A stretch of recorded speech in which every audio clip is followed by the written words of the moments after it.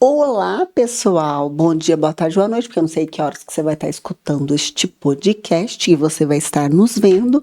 Bem-vindo ao Podeng Aceia, segunda temporada. É o seu podcast voltado para engenharia, arquitetura e todas as pessoas que têm muita curiosidade sobre o assunto. E nós estamos nessa segunda temporada falando sobre cidades inteligentes. E para falar hoje um assunto muito legal, e eu acredito que muita gente ainda não sabe sobre isso, tá? A gente vai falar sobre BIM, que na verdade BIM significa Building Information Modeling. Falei certo? Certinho. E para falar sobre o assunto, está aqui comigo o Cauê Carneiro Santiago, que ele está fazendo doutorado lá na Unicamp. Eu perguntei para ele, falei assim, você é filho da Unicamp? Porque ele tem mestrado, doutorado na Unicamp? Não, mas a graduação dele é aqui em Poços de Caldas. E ele é especialista no assunto e vem cá conversar um pouquinho com a gente. Cauê, muito obrigado por estar aqui, muito obrigado por ter aceitado o convite. E eu já começo assim, porque eu sei que o tal do BIM não é um software, é uma metodologia, é isso? Exatamente. Então conta pra gente. No passado, no Brasil, assim, num passado não tão distante, né? Foi feita uma associação direta do BIM com software, com programa, né? Muito em função do Revit, que é um programa que a gente usa... Que é tipo um AutoCAD. Sim, a gente pode se dizer, né? Podemos dizer que sim, mas na verdade não é. Um outro programa da mesma vamos dizer assim, fornecedora, né? A programadora, desenvolvedora, que é a Autodesk, ela faz o AutoCAD, e ela faz o Revit, assim como ela faz diversos outros produtos, né? Para o setor AEC, que a gente fala, né? Que é arquitetura, engenharia, construção, né? É especializada nisso. E ela ainda faz o AutoCAD, né? E ela faz o Revit, mas ela não deixou de fazer o AutoCAD porque o BIM, né, tá se tornando no Brasil meio que uma trend, assim, digamos assim, né? Fora daqui ele é bem mais, vamos dizer assim, difundido. No Brasil está se difundindo cada vez mais, mas ainda a gente pode falar que tem muitas pessoas que não sabem fazer essa diferenciação. Então, na realidade, o BIM ele é um conceito muito mais amplo do que simplesmente o que seria o software em si. Então, tem alguns autores que vão falar que o BIM ele é um tripé, né, que nesse tripé existe sim a parte de tecnologia. É o que sustenta o BIM, né? Assim como políticas e processos. Então, e também tem autores que incluem pessoas, que são as pessoas que fazem tudo acontecer, né? Mas é muito importante que seja feita essa desassociação de que BIM é um software, né? Na verdade, BIM é isso que você falou. BIM É uma metodologia. É uma metodologia, um conceito de se fazer a engenharia, a arquitetura dentro do cenário de construção, né, por assim dizer. E hoje o BIM serve para quê? A gente pode imaginar o ciclo de vida de uma obra. Então ele começa desde da conceituação, da concepção, passa por todo o faseamento de projetos, né, projetos arquitetônicos, elétrico, hidráulico, estrutural e por aí vai. Toda a parte de orçamentação, planejamento, né, programação, fabricação, até a própria execução, né, que a gente poderia fechar o ciclo, e depois, claro, teria a parte de demolição, teria uma parte de facelift na edificação, né, retrofit. Então, o BIM ele pode permear todas essas etapas, né, em maior ou menor grau, e pode ou não ser aplicado também, né, também não é uma exigência, mas então, tudo que é referente à construção, em maior ou menor grau, você pode aplicar o BIM como um conceito, né?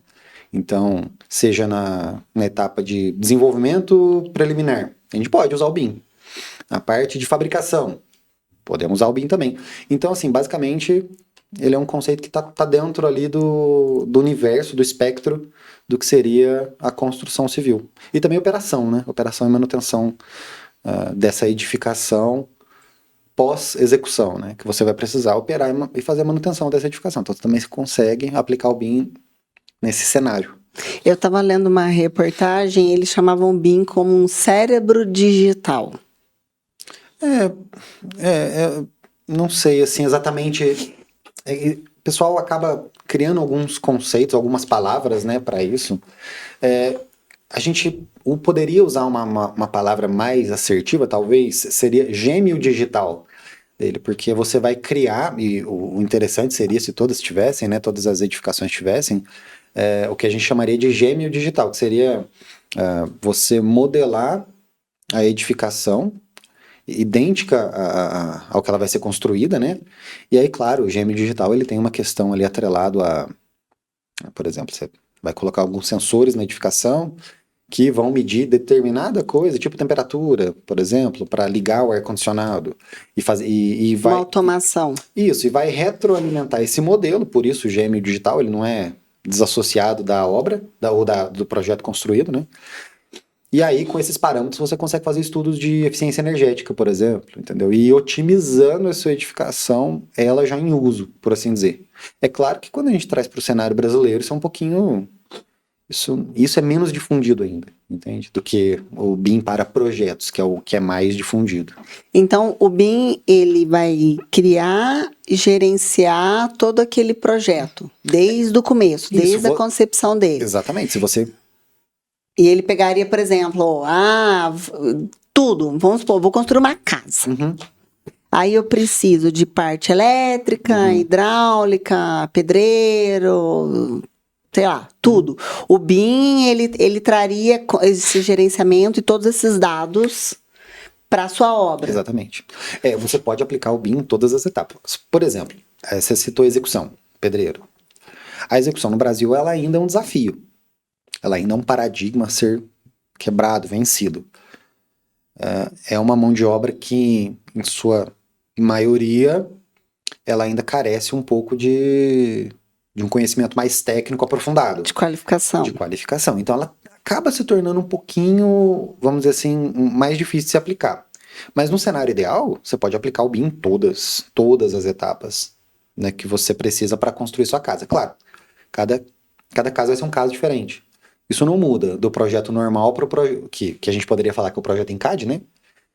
Isso não muda do projeto em CAD para o projeto em BIM. Mas então o que diferencia um do outro? O CAD, na verdade, ele é a sigla, né, CAD, né, Computer Aided Design, ou seja, design ou desenho assistido pelo computador.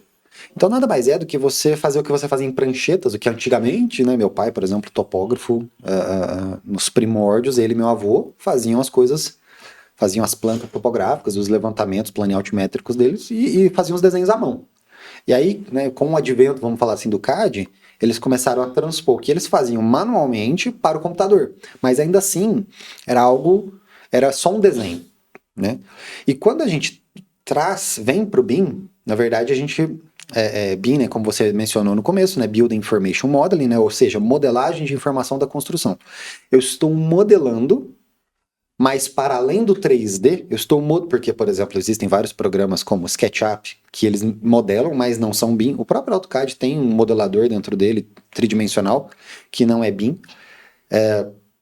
Eu estou modelando informação. Então, dentro de cada parede que eu modelo, eu consigo imputar várias informações que podem ser usadas para fazer, por exemplo, um levantamento de orçamento, entendeu? Posso compor um cronograma com essa informação. Então, diferente do CAD, que eu teria que, as outras etapas ainda assim, ter que fazer muito manual, dependendo de como eu faço a gestão do meu modelo inicialmente, eu consigo pegar essas informações que estão dentro de um programa específico, jogar para outro programa que seria representante de uma outra etapa no ciclo de vida da construção, e esse outro programa, ele consegue extrair os dados que eu modelei nesse programa de forma automática. Então ele consegue, por exemplo, quantos metros quadrados de alvenaria tem, quantos metros cúbicos de concreto eu vou utilizar, e ele já consegue montar, vamos dizer assim, uma planilha orçamentária de forma, grosso modo, automática. Ele traria essa gestão de dados da obra. Dos projetos Todos. Pode ser transposto ou não para a obra. Por exemplo, a gente trabalha, eu tenho um escritório e a gente faz os projetos em BIM. Mas isso não significa necessariamente que a pessoa que vai fazer a gestão de obras, ou seja, que vai fazer a execução da obra, vai usar o BIM. Não necessariamente. O ideal seria. Mas é que se você for, é o que eu tô pensando, por exemplo, numa construção de uma casa, mas porque uma casa é um ambiente muito mais controlado, Com certeza. né, do que você fazer uma grande obra. Eu vou fazer uma obra pública, um ponte, estádio, uma sim, ponte, exato. sei lá, que você tem uma quantidade de uso de material maior e que certeza. você tem, por exemplo, um trânsito maior de pessoas. Então, é porque como eu não sou da área, eu penso na construção da casa. Claro. E Mas é- é um bom exemplo também para a gente. Porque pensa só, eu falo construção de casa é igual colocar aparelho no dentista. Todo mês o dentista fala assim, não, mês que vem a gente vai tirar e ele ainda te enrola mais um ano, entendeu? Então a gente pensa lá, não tem ninguém que fala, o pedreiro fala assim, ó, em abril você muda, você vai mudar só lá em outubro. Aham. Você entendeu? Você fala, ixi, se ele falou abril, bota pra botar 6 meses pra frente, que é quando a gente vai ter essa obra. E eu acredito que ainda no Brasil ainda há um conceito da gente ficar construindo as coisas. Não vou falar que é de qualquer jeito, mas ainda sem muito planejamento. Exatamente. Então, Com certeza. teve uns outros podcasts atrás, eu não lembro qual que foi, que ele falava muito sobre análise do solo. Então, por exemplo, o pessoal Com fala. Ronald, talvez. Não lembro com quem que foi sobre a gente entrou na parte de análise do solo. E aí ele falava assim, ó, se você não analisar o teu solo, tem gente que paga para poder fazer essa análise de solo, né, para você entender onde é que você está construindo tua casa. Sem dúvida. Tem gente que olha e fala assim, o quê? Eu vou gastar, sei lá, R$1.000 a mais para fazer uma análise de solo, não vou fazer. Em grandes construções, isso é óbvio. Agora, o cara que está construindo uma casa, R$1.000 a mais ali, já às vezes faz diferença. Ele acaba não investindo nisso. Exato. E aí você tem um monte de problemas que você passa para casa depois. Eu não tô falando que a casa vai cair, eu tô falando sobre infiltração, sobre um frio que passa do chão para cima, eu tô falando, sabe, assim, várias Exato. coisas que é do planejamento. O BIM, ele entraria bem em cima disso, fala, olha aqui, ó, vamos colocar essa casa inteirinha dentro né, dessa metodologia, para que a gente possa olhar a casa por completo, a execução inteirinha e entender se a tua casa tá no lugar certo. Não sei se isso vai também. Tipo, vai ter sol o ano inteiro. Sim, dá para ser feito isso. Você vai ter que investir em aquecimento no sol, no coisa. Ah, vai, na onde? Não vai. Vai vir som de fora, por exemplo? Não, sim. A gente vai começar, qual que... Aí eu não entendo. Por exemplo, a gente consegue colocar dentro do projeto... trabalhar com materiais diferentes. Ah, vamos colocar aqui um piso com nanotecnologia, aqueles autolimpantes para ver se vai ficar bom ou não dentro dessa obra, o custo dessa obra. Então, o BIM, ele entra em cima de toda essa gestão, não é? Exato. Essa questão do solo que você mencionou é uma economia muito, muito tonta, né, para não usar uma outra palavra, porque o que acontece? Quando você não faz a sondagem do solo, o que o engenheiro vai fazer? Ele vai ou superdimensionar e você vai acabar gastando mais do que você gastaria se tivesse feito a sondagem, que vai ser R$2.000, que fosse 3, 4. Você vai, de concreto e aço que você vai ter, porque como o engenheiro não tem parâmetro, ele vai acabar superdimensionando e vai ficar mais caro. Ou ele pode, no pior dos cenários, subdimensionar. E aí toda aquela economia que você fez, ela vai multiplicar por, sei lá, por 10, 15, 20 em etapa pós-obra. Porque é o que você falou, fissura, trinca, infiltração, e isso tudo é muito mais complexo de ser... Eu acho muito mais caro você consertar um negócio do que você fazer planejamento. Mas é muito mais caro. E aí o BIM ataca justamente aí. Como ele permeia todas as fases do ciclo de vida de uma obra, então a gente tem benefícios em cada uma delas. Quando a gente traz para projetos, que é o que eu trabalho, eu consigo fazer o projeto, receber o projeto arquitetônico modelado, então eu tenho uma modelagem da intenção arquitetônica, e eu, em cima dessa modelagem, eu modelo meu projeto estrutural, meu projeto elétrico, meu projeto hidrossanitário, meu projeto de gás, meu projeto de climatização, tem gente que faz projeto de interiores, luminotécnico, paisagístico, então, ou seja, você compõe tudo aquilo em etapa de projeto. No meu universo, que é são projetos de engenharia, eu consigo antecipar muita coisa. Então eu consigo ver se tem uma tubulação que está colidindo que está tendo interferência com pilar, com viga, elétrico, hidráulico, de repente uma questão de gás que tá na mesma prumada de um projeto hidrossanitário, ou que está na mesma prumada de um pilar. E eu consigo antever todas essas questões, deixar o projeto, que é o que a gente chama de clash free, né? Tipo assim, sem colisão. Claro que é impossível, porque existem alguns falsos positivos, mas aí já são colisões esperadas, né? Mas eu consigo deixar ele vamos dizer assim, sem nenhuma colisão, isso em etapa de projeto.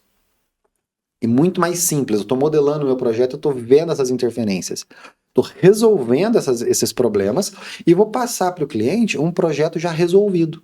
Um projeto Então o BIM, na verdade, ele vem bem dentro do que a gente do tema dos cidades inteligentes, que ele vem justamente para trazer uma economia de gastos. Com certeza. Eu acredito, porque você tem um negócio mais baseado em cima dos dados. Sim. E menos surpresas. Com certeza. Essa é a intenção. E aí, quando eu passo isso para orçamentação, quando eu passo isso para planejamento, né, para operação de uma edificação, isso tudo também se traduz em economia. Ele vai sempre... tanto é que todas as normativas BIM, todas as decretos que são elaborados, a própria lei da licitação agora fala, preferencialmente vai ser feito em BIM. Por quê? Porque é muito mais fácil de você evitar esses problemas. E a gente sabe que obra pública eu não trabalho diretamente com obra pública, mas a gente tem algumas questões relativas a aditivos, né? Isso aqui a gente não viu em etapa de projeto, então precisa de um aditivo para fazer isso. Com o BIM, isso já se torna um pouco mais complicado de você não antever isso, porque o objetivo dele é esse. O objetivo dele é você antever essas questões em etapa de projeto. Então, digamos assim, a gente teria a gente faria um planejamento de projetos muito mais denso, né, na etapa que ele deve ser feito. E é o que você falou, no Brasil, pessoal... Eu acho que é para nada, porque o brasileiro, ele não tem mania de planejar as coisas, não planeja, entendeu? Não planeja. Então, você vê, por exemplo, a gente passa em lugar que tem casa, subiu pela metade. Aí você fala, mas não é possível. Planejei até aqui, depois aí eu não sabia mais, eu não sabia como é que ficaria, você entendeu? Exato. E aí aquele pessoal aqui brasileiro faz muito... condinho, os puxadinhos, e não sabia daqui, aí puxa uma casa terra, aí esquece, fala, vou agora puxar para cima, você entendeu? É verdade. Então não tem, eu acredito isso, e não é só para construção, eu acredito que é muito para todo mundo, e é uma mania de falar, daqui que eu mesma vou construir, aí eu chamo a família, puxo uma laje, você entendeu? Então é falta de planejamento e de entendimento de que as coisas, quando elas são planejadas, além de eu ter menos surpresas, eu tenho uma economia de materiais e eu tenho uma construção que lá na frente eu vou entender sobre a construção. Com certeza. O que acontece é isso, de modo geral, a gente ainda tem bastante sorte de trabalhar com alguns parceiros que fazem uma instrução muito bem para o cliente, né? A gente não pega o projeto diretamente do cliente, por assim dizer. Dificilmente você vai chegar num cliente e vai falar assim, você tem um projeto arquitetônico que você queira passar o estrutural para fazer, né? Então é meio complicado fazer isso. O que acontece muitos escritórios, muitas construtoras que são parceiros nossos, eles já deixam bem claro isso para os clientes deles. Olha, você vai precisar desse tipo de projeto, ele é importante por conta disso, né? E aí você vai economizar no final das contas. A gente não consegue fazer um orçamento para você se a gente não tiver os projetos. Isso é bom pra gente, porque aí eles vêm atrás do projeto, porque senão nem isso iriam vir, né? E mas também são parceiros que estão mais pro estado de São Paulo, capital ali e o interior ali, né? Então são clientes muito, muito bons. Mas, por exemplo, em cidades menores, isso é um pouco mais difícil. A pessoa ela tende a olhar só o valor daquele insumo em específico e descarta o global. Então, por exemplo, fazer um projeto em BIM vai ficar mais rápido? Não necessariamente. Vai ficar mais barato? Muito provavelmente não. Só que vai ficar tão mais caro que vai inviabilizar a tua obra, na realidade é o contrário, ele vai ficar talvez um pouco mais caro que um projeto normal, só que você vai economizar ali na frente, você vai economizar na etapa de execução, que na prática, né, é onde você gasta mais dinheiro. O que o BIM muda no dia a dia do engenheiro que for fazer aquela obra?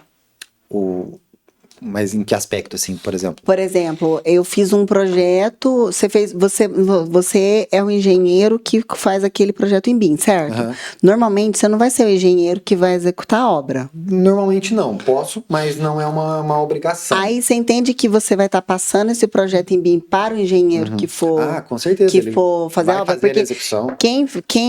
Você contratou um arquiteto, o arquiteto foi lá e montou o projeto. Aí ele passa para você e fala, ó, vamos fazer o projeto em BIM.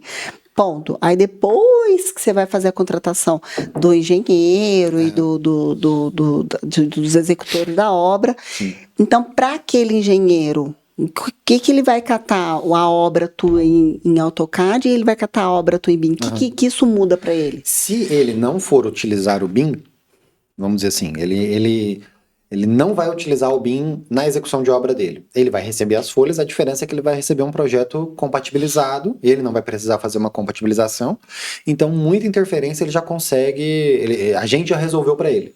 Você facilita a vida dele. Eu facilitei a vida dele. Então muita interferência ele não vai ter problema. Então, tubulação pegando em viga, pilar, etc, né? Níveis, isso aí não vai ter problema nenhum.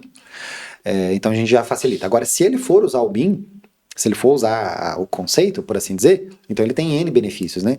Ele pode pegar o nosso modelo e inserir dentro de programas específicos que fazem o planejamento, ou que auxiliam ele a fazer o planejamento de obras, que auxiliam ele a fazer a orçamentação. Ele vai fazer, então, todo o projeto baseado em dados mesmo. Exatamente. Tudo isso com os dados que a gente inseriu no nosso projeto. Né? É muito mais inteligente isso. É muito mais inteligente, sem sombra de dúvida. E assim, você também é especialista em realidade aumentada e a parte de realidade virtual, certo? É isso, eu tenho... Quando você trabalha com BIM e você coloca todo esse projeto dentro de uma realidade virtual em que o cliente ele possa passear pela obra dele, o fato de você ter colocado o BIM dentro dessa realidade virtual vai fazer toda a diferença para o cliente final. Isso, a realidade virtual, ela vai... Tem uma diferença entre realidade virtual e aumentada. Aumentada a gente consegue usar na obra de forma mais efetiva, utilizando, por exemplo, tablet, óculos de realidade aumentada, né? Que aí você consegue fazer uma obra 1 para 1, né? Ou seja, 1 metro que ele está vendo ali representa 1 metro de projeto mesmo. Você consegue meio que encaixar a obra e ele consegue ver onde vai ter o pilar efetivamente. Claro que isso não substitui as medições manuais, estação total, nem nada disso, né? Mas a pessoa consegue ter uma ideia. Em termos de realidade virtual, aí sim, aí funciona mais para o cliente como algo... Não é algo só puramente estético, porque existem funcionalidades que a gente pode aplicar com a realidade virtual. Então, assim, ele conseguiria entrar dentro da obra dele, da casa dele, e fazer algumas avaliações, por exemplo, de eficiência energética, sol que bate em televisão, etc, sabe? E aí vai, de repente, dar um reflexo ali que é utilizado junto com o BIM. Pode ser utilizado junto com o BIM.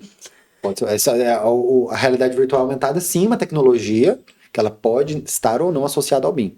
Então eu posso fazer com o SketchUp também, apesar que funcionaria mais, não é que funcionaria mais, a integração do BIM dentro desse universo faz com que você consiga ver para além da arquitetura, você consiga ver instalações, e de repente, por exemplo, na tua cozinha vai ter que passar, isso acontece em apartamentos, vai ter que passar uma tubulaçãozinha de gás e ela vai ficar aparente porque foi feita depois da execução da obra. Então, assim, o arquiteto às vezes vai mandar a foto de como vai ficar o projeto só com a estética da casa, só com a estética de interiores, de luminotécnico, e esquece de pôr alguns elementos executivos, que nem, por exemplo, eu mencionei, né, uma tubulaçãozinha de gás, alguma coisinha assim. Isso em Poços e até em outras cidades aqui próximas, isso não é muito problemático, porque o arquiteto ele pode falar, não, a imagem eu fiz só baseado no meu no meu projeto. Só que isso em cidade grande dá problema, né? O pessoal já é muito mais enfático com relação a essa questão. Essa questão de imagem meramente ilustrativa não é tão válido assim, ou não é tão a Deus dará que nem o pessoal pensa. Tem uma empresa daqui de perto que chama VRX. Ela faz justamente você dá o projeto para ela, ela coloca em realidade virtual e você consegue observar a obra do jeito que está ali. Era muito utilizada, por exemplo, em escritório de arquitetura, em casa de acabamentos, aí você vai lá e fala assim, deixa eu ver como é que vai ficar a cor dessa parede, e este azulejo na cozinha, não gostei desse azulejo, troca para outro, sabe? O que eu acredito que já adianta muito, porque eu não conheço uma pessoa que às vezes não faz uma obra, que não termina e fala, puxa vida, isso aqui devia ter fazer diferença, isso aqui fazer diferença. Você trazer um projeto bem estruturado, baseado em dados. Então, olha, isso daqui é o que você vai gastar, é assim que vai funcionar, é assim que vai ficar a parte térmica da sua casa, a parte acústica da sua casa, que é o que o BIM traz, certo? Você coloca todos esses dados ainda dentro, atrelado. Há uma tecnologia hoje em que você consegue realmente entrar dentro da obra e você visualizar como é que você vai fazer toda aquela obra. Para o consumidor final, aquilo ali é uma maravilha. Com certeza. Então, eu vou construir um prédio, um condomínio, uma casa, eu como consumidor final, eu ia adiantar minha vida, eu não ia mais ficar enchendo o saco do engenheiro e nem do arquiteto, porque eu já ia olhar aquilo ali no final. Você entendeu? Não ia ter aquele negócio, tipo, tô construindo uma parede e você fala assim, mas parece que esse quarto aqui tá pequeno, sabe que não dá pra chegar um pouquinho pra trás? Cara, eu acho que isso deve acabar com a obra, né? Você quer fazer recálculo. E com todos os profissionais que estão envolvidos ali, pra arquitetura, pro engenheiro de instalação, engenheiro estrutural, né? Então.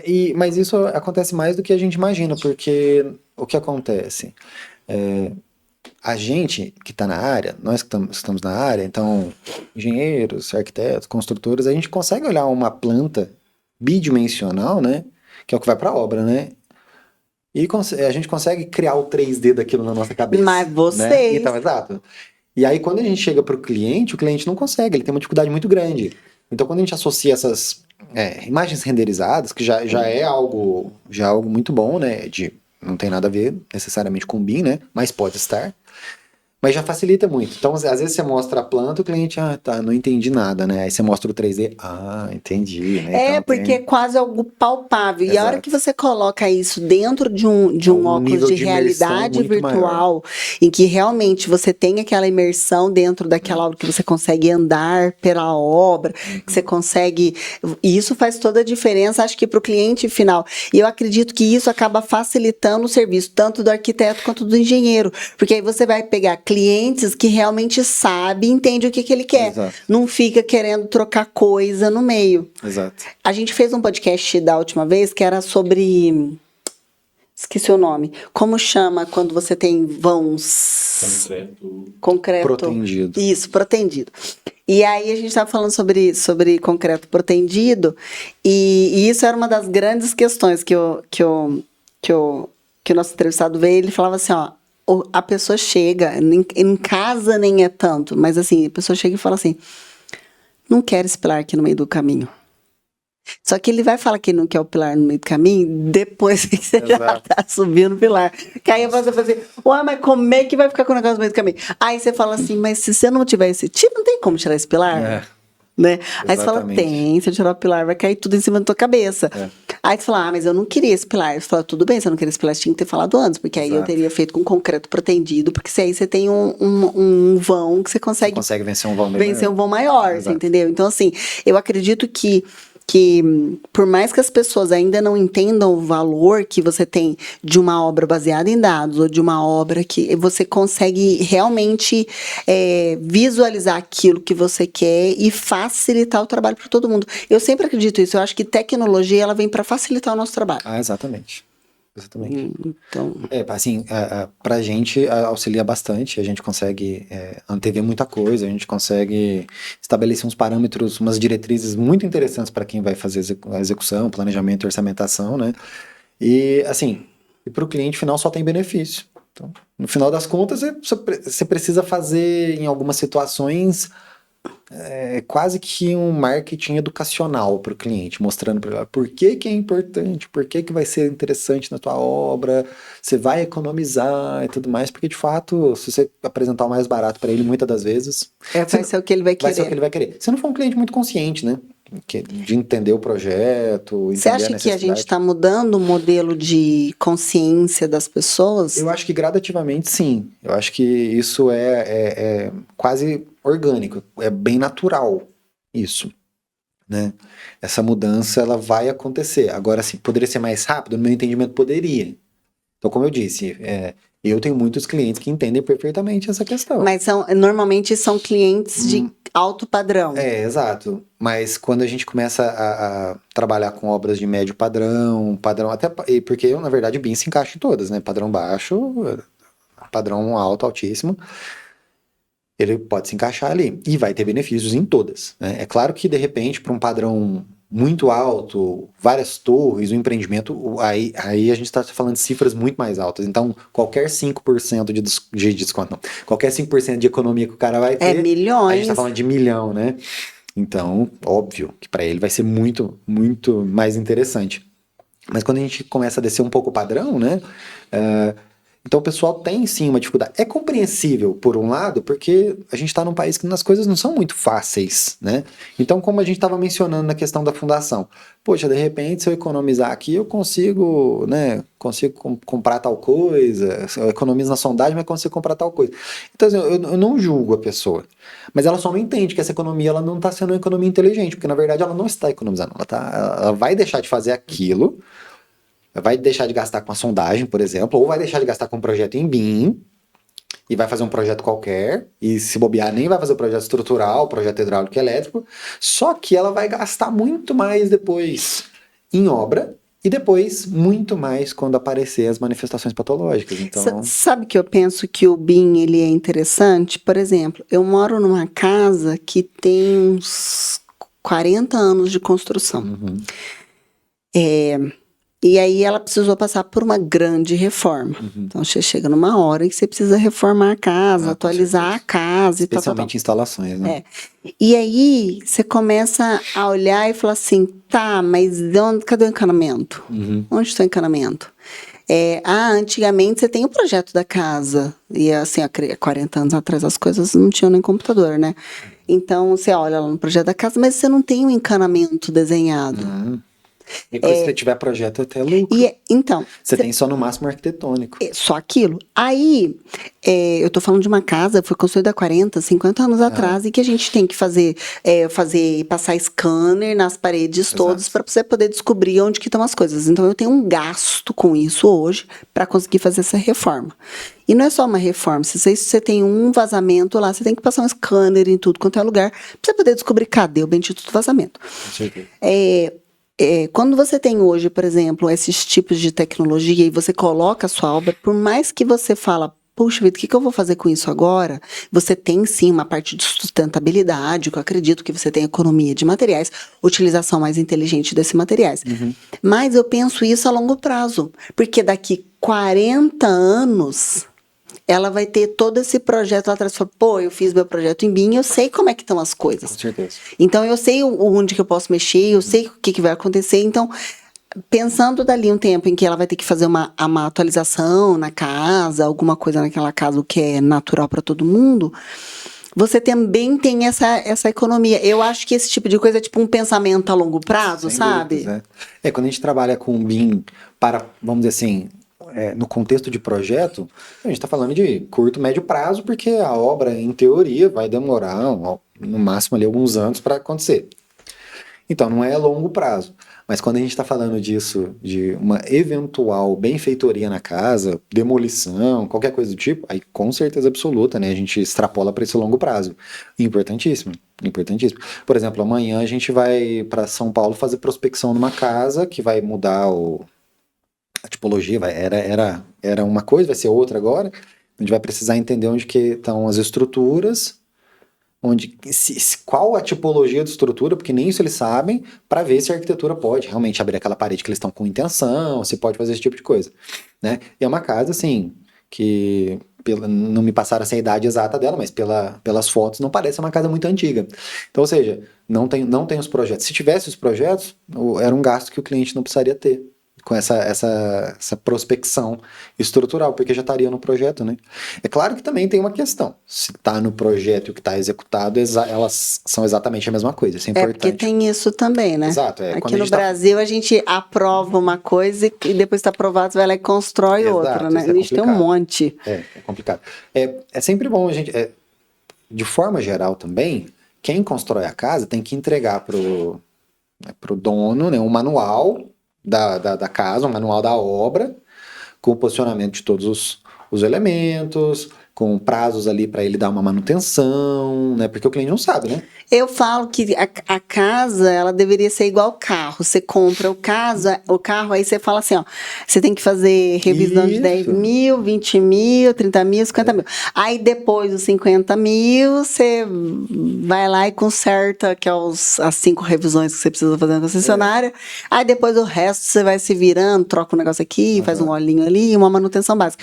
Eu acredito que toda casa, ela deveria ser desse jeito também. Mas ela, vamos dizer assim, então, aí a gente já tá entrando, que construção que você tem hoje? Você é especialista também numa parte que você chama de HBIM, que é a parte de... Esse HBIM é mais acadêmico, né? Mas não é acadêmico, sabe por quê? Não é acadêmico. Porque a hora que a gente fala sobre o que significa o HBIM, que é Heritage Building Information Modeling, que é a parte de você utilizar em manutenção de patrimônios históricos, certo? Recentemente, eu fiz uma viagem e eu fui pro Reino Unido. E eu fiquei uns 30 dias lá e as construções, elas são muito antigas. Então, você pega aquelas casas que são todas iguaizinhas e as casas têm 100 anos. Né? Isso é normal, né? É normal para eles. Um país, uma cidade tem 2.000 anos, uma casa de 100 anos é uma casa super novinha. Uma casa de 100 anos pra gente aqui é um patrimônio histórico, lá é uma casa. Porém, qualquer coisa que você vá fazer lá, você precisa de ter um projeto. Você não pode reformar a sua casa. A casa é sua, ela tem 100 anos, mas você tem que ter um projeto para você poder fazer a reforma daquela casa. Se você tem uma casa de 100 anos e lá é muito comum, você concorda que você não tem o desenho da casa? Ah, sim, muito provavelmente não.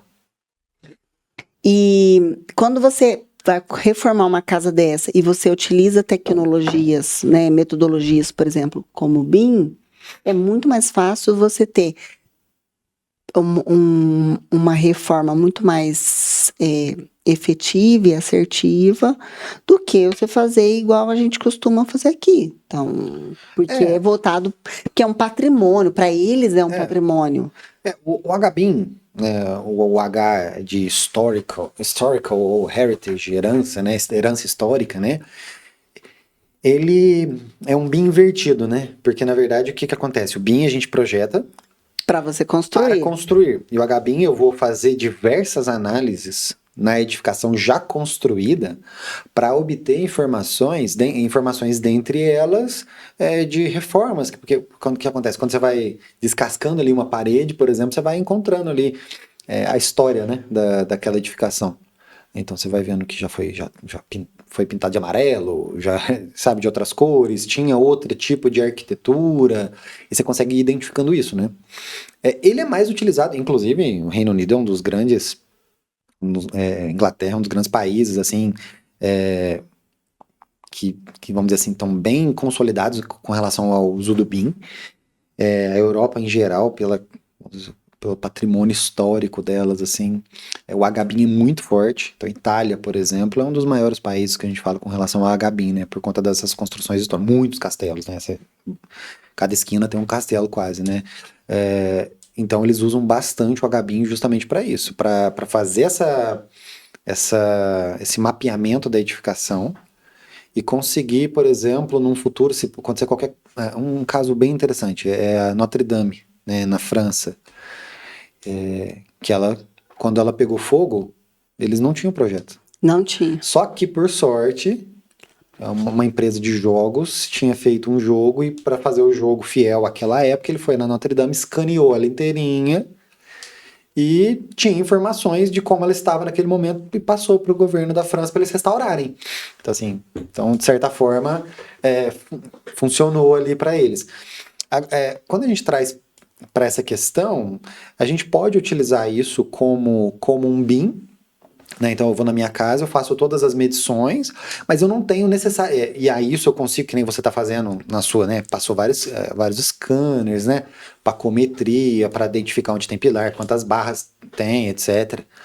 E aí você consegue fazer uma engenharia reversa quase, né? Você consegue identificar onde estão os pontos de projeto. Então, aí eu já deixo o projeto pronto. Já está com o projeto pronto, isso é legal, mas isso não necessariamente não está atrelado a uma questão histórica. De herança Não, histórica, né? Na minha casa, mas não. com certeza, é uma utilização super interessante, né? Mas se hoje eu acredito que esse seja importante, porque na minha cabeça, assim, quando você fala sobre que isso na Europa e no Reino Unido já é algo que é utilizado, então quer dizer que o BIM ele é uma metodologia já muito mais antiga. Você sabia que vamos dizer assim, a gente tem várias referências, né, do BIM, mas uma das principais, né, que é o manual do BIM, ela tem um autor, que é o Charles Eastman.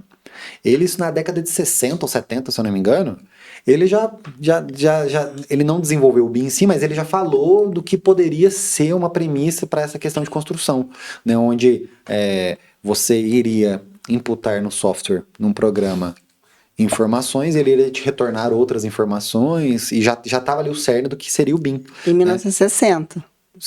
Eu não lembro se é 64, 74, mas assim, bem... Mas faz tempo. Já faz tempo. E os primeiros softwares BIM que a gente começou a utilizar, tipo o ArchiCAD, até o próprio Revit, assim, os anos 2000 ali, mais ou menos. E algumas questões relativas aos Estados Unidos, o uso do BIM é de 2006 até 2011, algumas para obras públicas, Inglaterra também, Finlândia. Então, assim, e no Brasil a gente tem algumas, né? Só que demora um pouquinho mais, talvez. Então, tá indo devagarzinho, mas já tem no Brasil. Mas se a gente for pegar globalmente falando, né? Tá ali no meio do caminho ali ainda, precisa... Mas nesses países, obrigatoriamente, por exemplo, a gente fala de Reino na Europa em si, então o que chama muito atenção nesses países é que eles cuidam muito da arquitetura, da sua história. Com certeza. Nossa, mas muito, é muito. Então você olha lá, o pessoal mora nessas casas de 100 anos, você vai num... E eles respeitam, né? Não, você vai num castelo, você vai num pub. Eu fui num pub e tinha 1.500 anos. Meu negócio, a única coisa que eles fizeram foi ir adequando, então não tinha energia elétrica, aí quando apareceu energia elétrica, né? Tipo, aí você vai adequando, né, a época, as tecnologias que vão aparecendo. Vai pondo luz, né? Vai pondo luz, põe água encanada e tudo mais. Mas eles mantêm obrigatoriamente ali a tradição. Eu sei porque a gente estava nessa casa e eles queriam colocar um telhadinho, tinha um puxadinho no fundo, como se fosse uma área de serviço, né? Uma edícula no fundo. Entendi. Sabe, igual no Brasil, tem uma edícula no fundo que o pessoal põe uma churrasqueira, um banheirinho, um quartinho, né? Então, eles tinham como se fosse uma edícula no fundo. E era pequenininha. E aí, tinha um telhado que era muito ruim e eles queriam só trocar o telhado. Aí, eles foram lá e trocaram o telhado do quarto, do puxadinho. E aí, eles iam mudar de casa. E falou assim, nossa, agora que a gente vai ter que chamar a prefeitura aqui para contar para eles que a gente trocou só o telhadinho, para a prefeitura fazer pra gente poder devolver a casinha, que não sei o que lá, porque não tinha jeito de devolver a casinha, porque eles trocaram o telhadinho, então eles não guardaram o telhadinho velho, claro. Eles trocaram, né, então eu tinha que fazer tudo isso. E aí eu falei, nossa, mas para que isso na minha cabeça, que ótimo pro dono da casa, porque você trocou o telhadinho que tava ruim, fez uma benfeitoria. Aí, não, Amanda, justamente porque tudo que tem aqui é muito histórico, é tudo muito antigo, então obrigatoriamente você precisa ter. Você acha que se a gente, acredito que sim, a gente tivesse, né, esse conceito do BIM muito mais atrelado a essa parte histórica do Brasil, a gente teria, por exemplo, um conceito de guardar mais a nossa cultura, a nossa história? Eu acho que ele... Pode concluir. Não, porque na minha cabeça, o que a gente faz hoje? Como a gente não tem o que aquela casa era, ou aquilo lá era, como que era aquilo, o que a gente costuma fazer? Você vai na Paulista hoje, Eles compram as casas que eram aqueles casarões, palacetes antigos, você demoliu e construiu um McDonald's, entendeu? É, Né, você mata a sua história. exatamente. Ou você picha a sua história, você demole a sua história, você não sabe o que tinha ali. Exato. Eu acho que ele poderia vir com um auxiliar bom, um auxiliar bastante interessante, justamente porque você teria essa cronologia, né? Então, em algumas edificações históricas, você consegue ver ao longo, vamos dizer assim, utilizando a metodologia HBIM, você consegue ter um mapeamento de como ela era ao longo da história, e aí passou por incêndio, passou por guerras, etc. Você consegue ver como ela foi reconstruída e tudo mais. Isso iria, eu acho que nessa linha de você criar esse sentimento de pertencimento, né? Eu acho que isso com certeza auxiliaria. Não, de forma alguma é a resolução para o problema. Eu acho que isso é uma questão cultural que vai uns anos ainda. Não, vai, eu acho, Mas, pro resto da vida. Pois é, porque, por exemplo, a gente tem tipologias de obra. O Brasil, país de dimensão continental. Então, se pegar o Nordeste, o Sudeste aqui e o Sul, né, traçando uma linha vertical no Brasil, você tem que ter, por uma questão climática, diferentes edificações nessas, vamos dizer assim, 3 macro-regiões. Eu tô falando isso de forma bem simples, né? Uma parte mais quente, uma parte não, né, com chuvas, etc., e uma parte mais fria. O que você tem hoje? Você tem hoje quase que uma homogeneização da arquitetura. Então tudo é mais ou menos aquele tipo de arquitetura, com pé direito duplo na sala, com uma garagem com um telhado embutido, tal. Então é tudo igual. Então tudo perdeu o seu regionalismo, a sua essência, por assim dizer. E claro, na verdade aquela edificação ela era montada daquela forma, não era porque eles achavam bonito, não. Também por uma questão regional, mas por uma questão também por uma questão de tradição, mas por uma questão de condição climática, né? Uma questão de conforto climático. Então não faz sentido você ter uma casa com telhado preparado para neve, por exemplo, no Nordeste, por exemplo. Você não neva. Né? Não neva. No Sul já é muito mais frio maior, então faz sentido ter esse tipo de edificação, né? Então assim, hoje não, hoje em dia tá tudo achatado, é tudo homogêneo, tudo genérico. Você pensando nisso, por exemplo, você pega uma construção, utiliza o BIM para uma construção. Eu falo que assim, eu estava vendo, eu não lembro qual, uma reportagem, tinha acho que era a história do alpendre, né? Tem muita casa com alpendre. Minha mãe, a casa dela tem um alpendre. A maioria das casas antigas, que são mais ou menos de uma mesma época, tem um alpendre. E elas são casas que, independente de onde são construídas, elas são mais ou menos iguais. E aí, eu estava lendo a respeito e foi um arquiteto que meio que construiu uma casa e saiu distribuindo a planta e todo mundo utilizou a mesma planta, interessa. Então, você vai em milhões de lugares.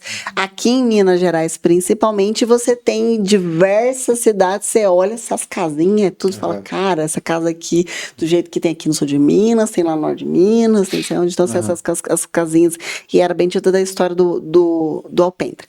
Então, você tem uma massificação daquela planta.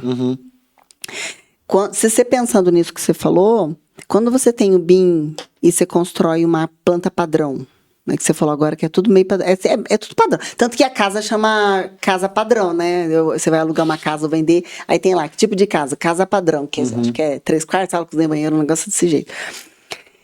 E você leva ela com conceito BIM. Você fala, beleza, essa planta padrão com conceito BIM para construir ela aqui no Nordeste, estes são os dados e estes são os materiais. Para você construir ela aqui no Centro-Oeste, não sei o que lá, para você construir ela aqui no Sul, ela tem que ser diferenciada. Então, teria essa utilidade. Sim, daria para você fazer. Você teria que ter, pelo menos ali, nesse caso hipotético que a gente está levantando, 3 modelos, cada um com informações específicas dentro de alguns elementos, né? Então, por exemplo, a alvenaria provavelmente vai ser diferente nos elementos, nessas macro-regiões, né? Então, eu consigo criar um modelo dentro da parede em específico, um exemplo, né? Isso vale para todos os elementos de modelagem, mas dentro da parede em específico eu consigo colocar atributos como revestimento, né, específico, o peso, e isso são parâmetros que quem for fazer uma análise de eficiência energética vai utilizar. Então, em teoria, É para ser três diferentes, né? E quando a gente fala de região também, estruturalmente falando, tem algumas diferenças. Claro, para uma casa, né, uma casa simples não tem muita diferença.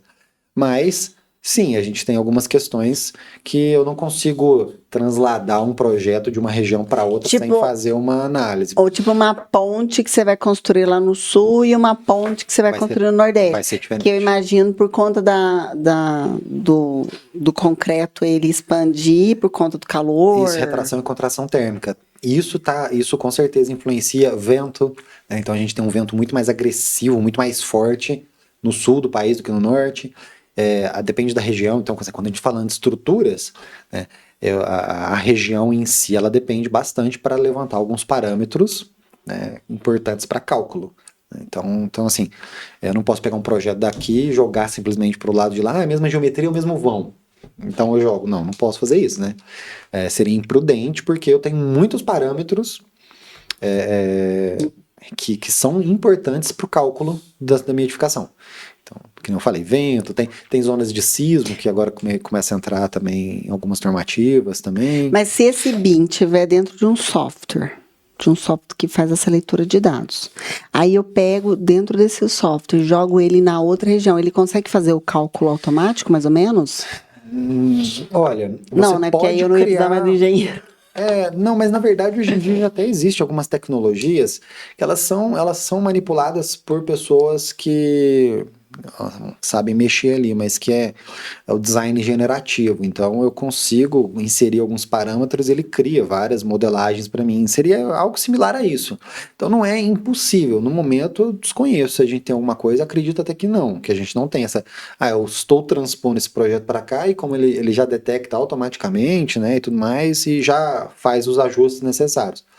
Isso aí eu duvido muito que tenha ainda, mas mas é uma boa oportunidade, né? Às vezes até uma boa oportunidade de negócio, né? Você pensar em alguma coisa, não, né? aí, ó, já vai pensando nisso. Se a gente pensar, então, no Brasil mesmo, pelo tamanho das dimensões e o tanto que ele tem climas diferenciados, porque a gente fala assim, ó, você vai, por exemplo, quando teve o final da Segunda Guerra Mundial, que foi aquelas construções na Rússia antiga, que eram aqueles prédios que são todos iguaizinhos. Então, você tem um modelo de apartamento que ele é igualzinho. Na China usa muito disso, né? Você tem um modelo que é aquilo ali que você vai construir e pronto, acabou.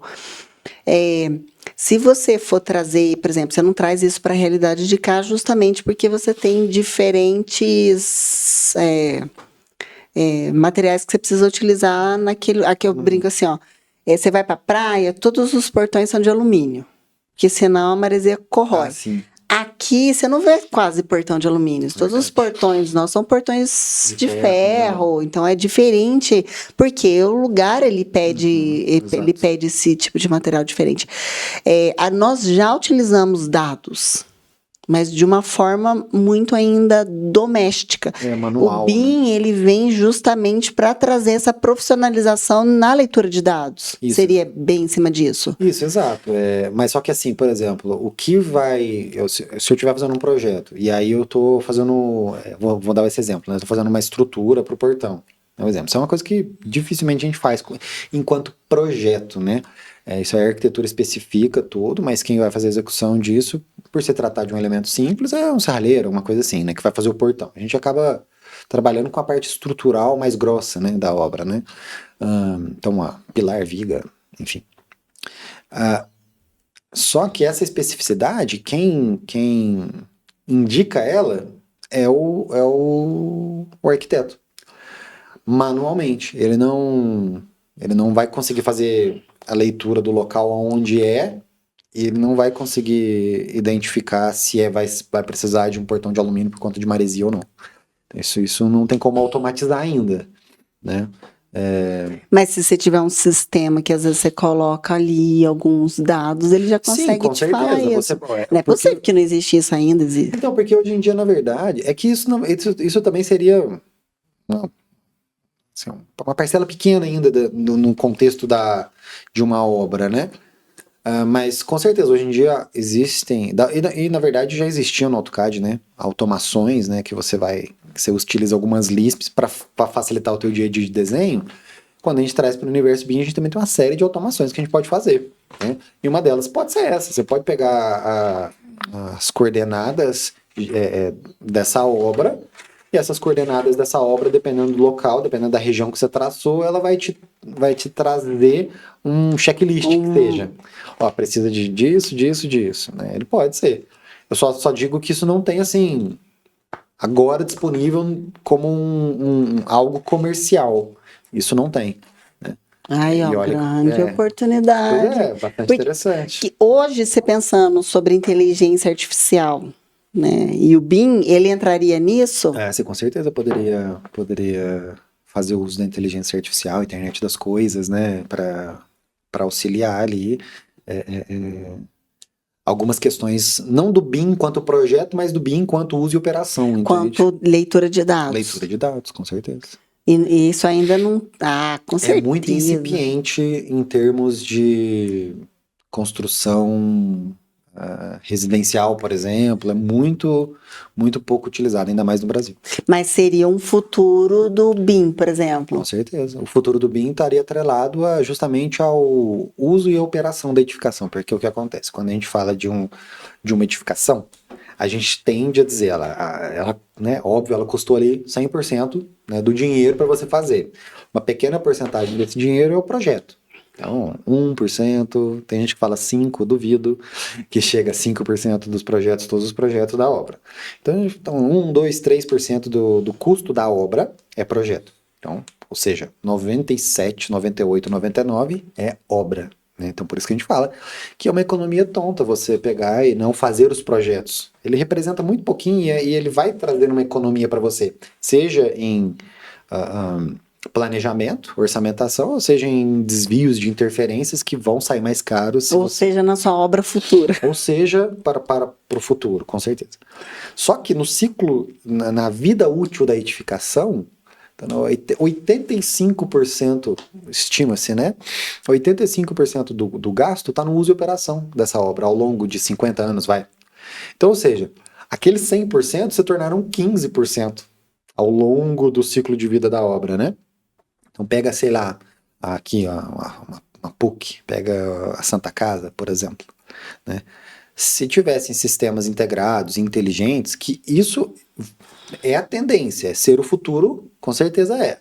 Atualmente não, especialmente no Brasil, mas com certeza é o futuro. A inserção de diversos sensores de monitoramento, de forma que você consiga, em tempo real, identificar a vida útil de determinados componentes da edificação. Queimou uma lâmpada na sala, tal. Você sabe o que você vai precisar de material, qual que é a marca da lâmpada, se estava na garantia. Você consegue identificar um tanto de informação antecipadamente. E também, óbvio, você consegue antecipar sei lá, futuras intervenções na sua edificação. Você consegue visualizar se ela está sendo eficiente do ponto de vista energético. Então você consegue fazer uma série e transformar realmente aquela edificação numa edificação inteligente. Né? Isso através de alguns sensores aqui. Isso é muito legal. Porque eu estava pensando assim, eu acredito que a gente está entrando num modelo de mudar o jeito que você constrói, o jeito que você utiliza a sua casa. Antigamente, não é muito tempo, você fazia aquelas casas, eu vou botar... Tem gente que ainda constrói. Eu vou fazer casa com... Antigamente você tinha 3 quartos. Por que você tinha 3 quartos? Porque era o pai e a mãe, 2 filhos. Certo? Uhum. Você tinha casarões, os casarões de fazenda, casarões antigos, você tinha ali 10 quartos. Por quê? Porque você tinha 10 filhos, 12, ele era a sua mão de obra, eram os seus filhos. À medida que você vai contratando pessoas, as pessoas vão se disponibilizando, você foi tendo menos filhos. Hoje, você fala 3 quartos, mas é um quarto do pai e da mãe, de um filho, e normalmente o outro quarto ele acaba sobrando, que é o quarto da visita. Quarto reversível ali, o escritório que vira quarto. Aí, hoje, você tem muitos estúdios, que é um quarto são apartamentos de um quarto só, que são para as pessoas que olham e falam, cara, eu não vou ter filho. Aí você começa a pensar em residências preparadas para pet friendly. Por quê? Porque hoje a maioria das pessoas, eu sou pai de pet, não quero mais ter filhos. Então, quando você pensa, por exemplo, no modelo de residência que você tem hoje, ele é muito em cima da cultura que a gente tá tendo agora. E aí você pensa em casas que você consegue trazer esses recursos tecnológicos. O pessoal fala assim, é automação da casa, acho que é tudo Alexa, né? É a Alexa abre a cortina, Alexa fecha a cortina, Alexa liga a TV, então o pessoal acha que é isso. Mas eu estava lendo uma reportagem sobre edificações que são feitas para as pessoas idosas. Então você tem hoje muito sensor de queda para essas pessoas. Você tem um sensor, no sensor de quedas, automaticamente ele já liga para um contato.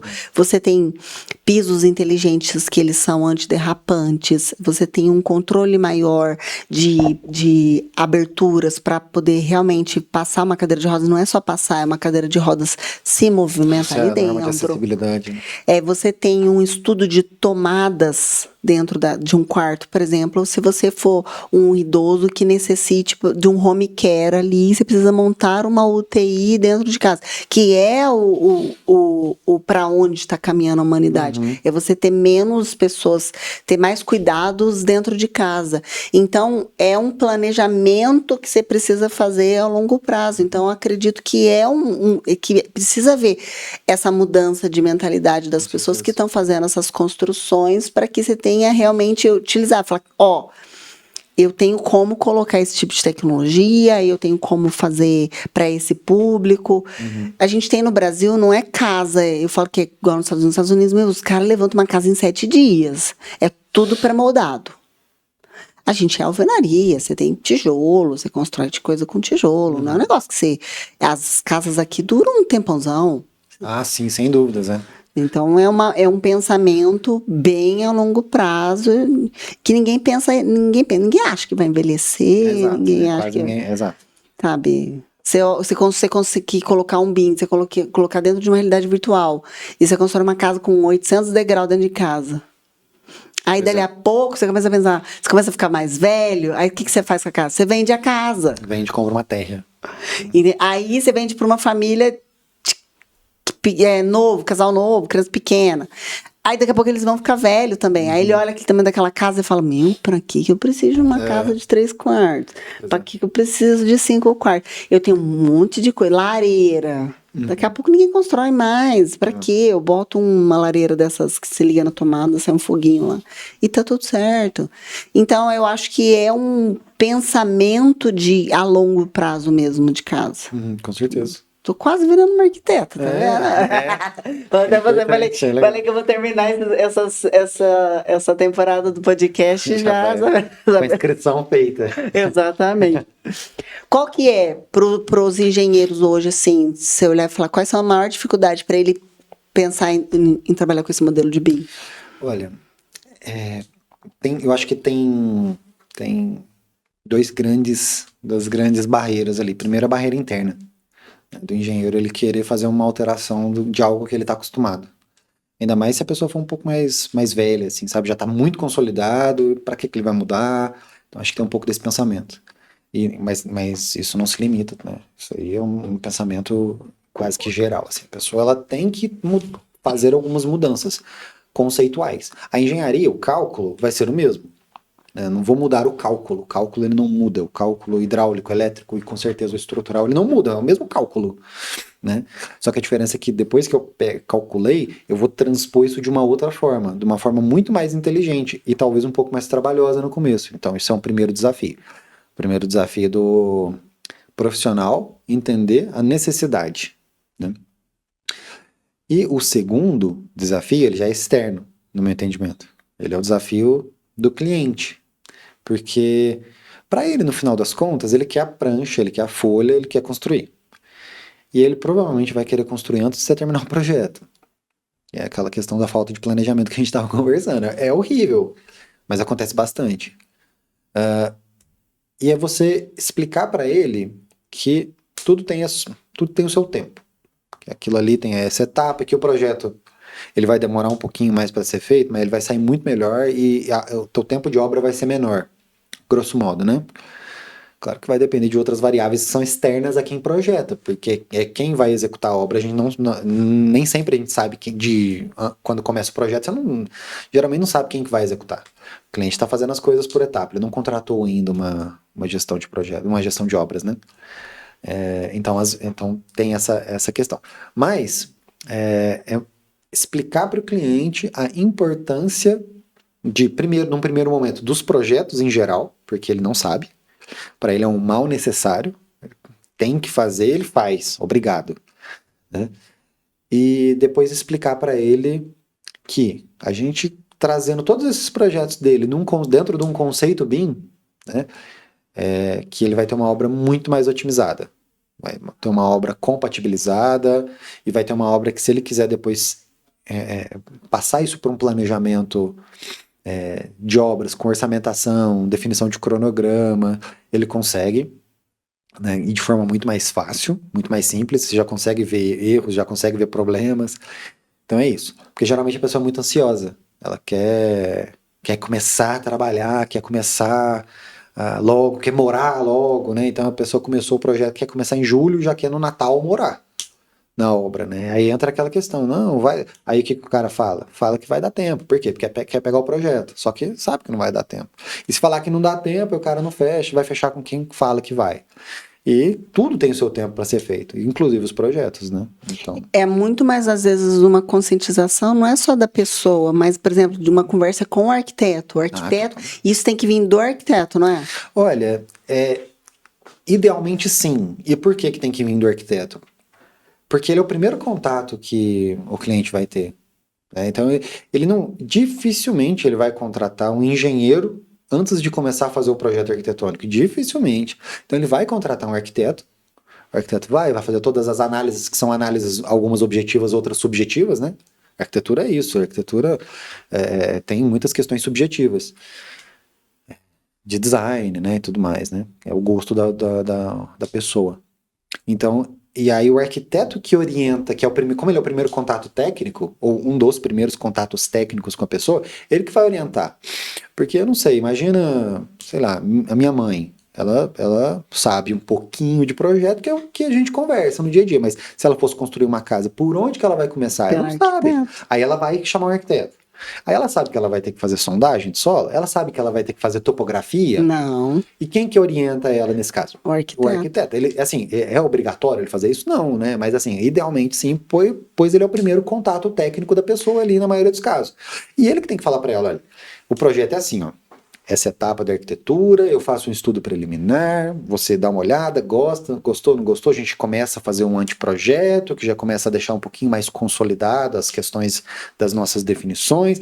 Se aprovando o anteprojeto, nesse momento a gente contrata a engenharia. Ah, mas vai precisar de engenheiro? Vai precisar fazer o estrutural, o elétrico hidráulico, né? Ah, mas vai ficar caro, aí eu falo pro Zé fazer, o Zé faz para mim. O Zé é o pedreiro. O Zé é o pedreiro. De família, né? O cara que tem um contato ali com o pessoal já faz sei lá quantos anos. E assim, cabe a esse primeiro profissional técnico, que em geral é o arquiteto, falar, olha, não é assim, a gente precisa do projeto, a gente tem que fazer assim assado, eu tenho que compatibilizar, eu tenho que ver se a solução dele, porque ele vai trazer economia. Então O BIM é um assunto bem conhecido entre os arquitetos? Eu diria que depende um pouco. Ele está se difundindo muito mais.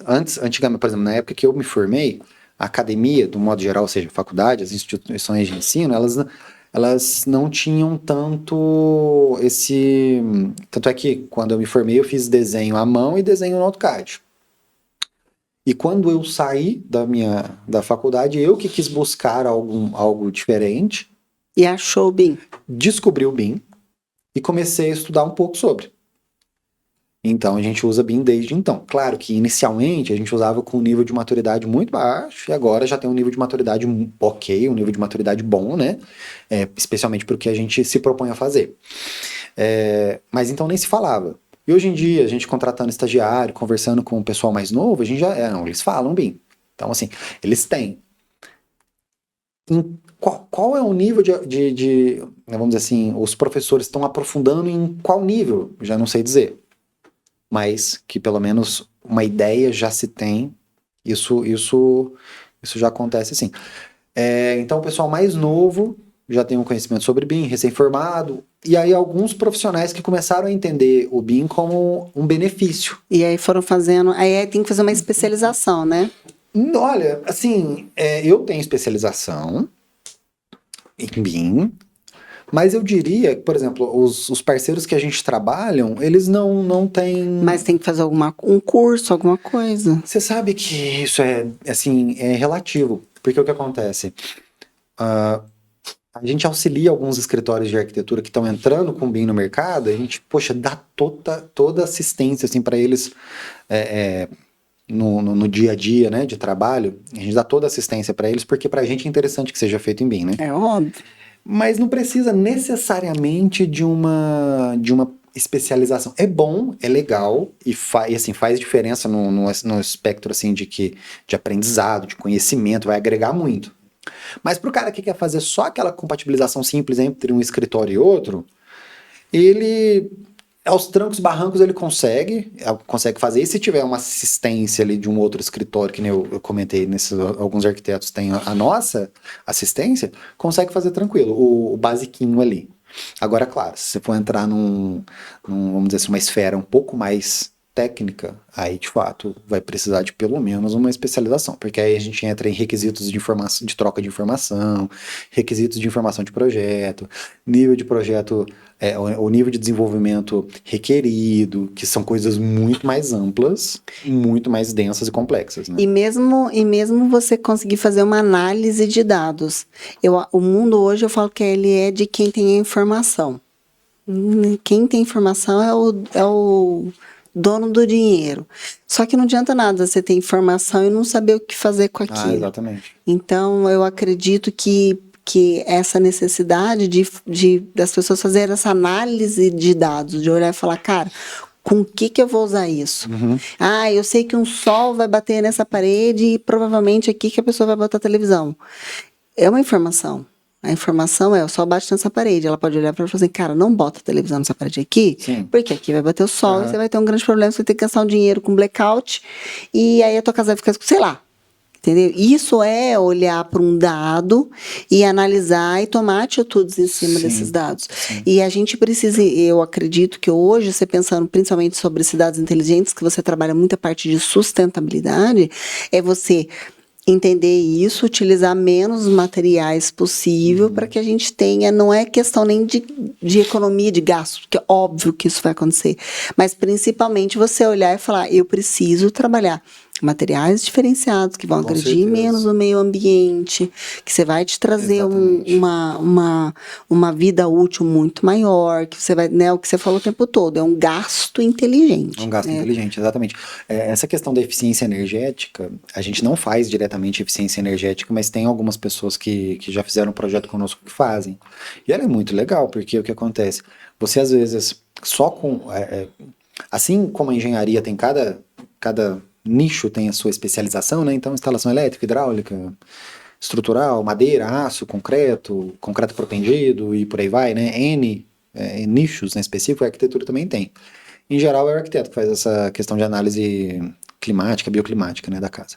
Então, assim, se você, às vezes um arquiteto sem muita experiência nessa questão faz um projeto, não observou essa questão, toda engenharia que não é muito o escopo da engenharia avaliar energeticamente a casa, no sentido, por exemplo, se eu estiver fazendo só estrutura, eu vou fazer a minha estrutura, vou seguir as premissas da arquitetura, mas eu não vou me preocupar com análise bioclimática, vento cruzado, etc., insolação, porque isso é uma coisa do arquiteto, né, de quem projetou, fez a concepção do projeto, inicialmente.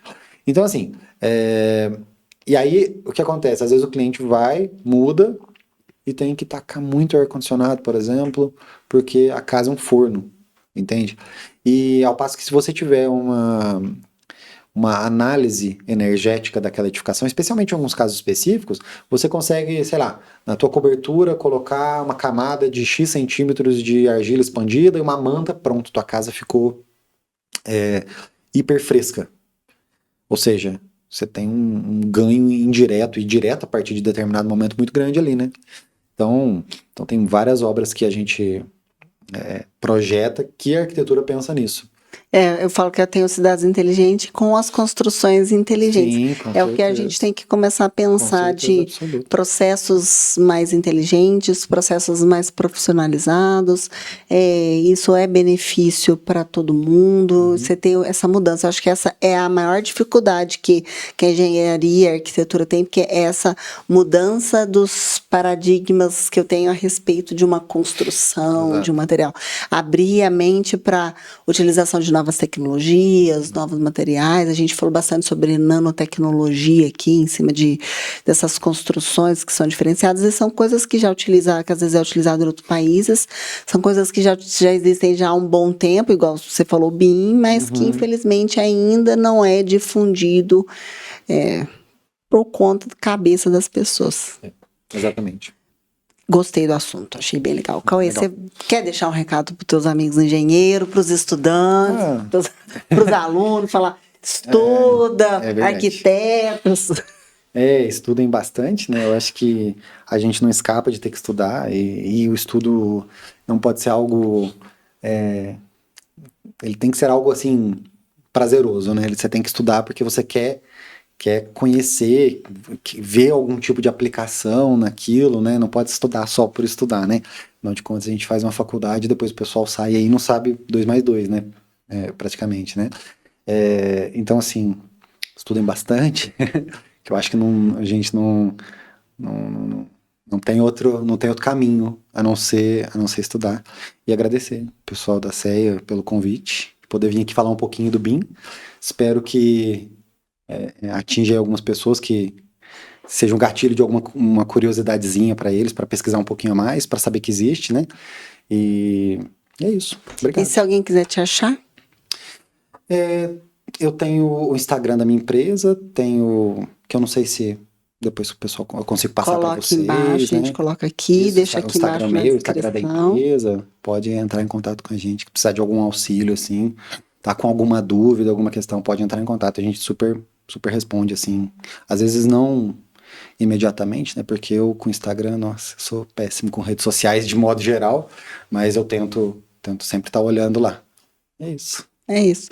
Obrigada, viu, Cauê? Imagina, eu que Nossa, agradeço. muito legal. Pessoal que é aí arquiteto, começa a olhar um pouquinho mais para esse tema, entender que o mundo ele está mudando e a gente precisa mudar também.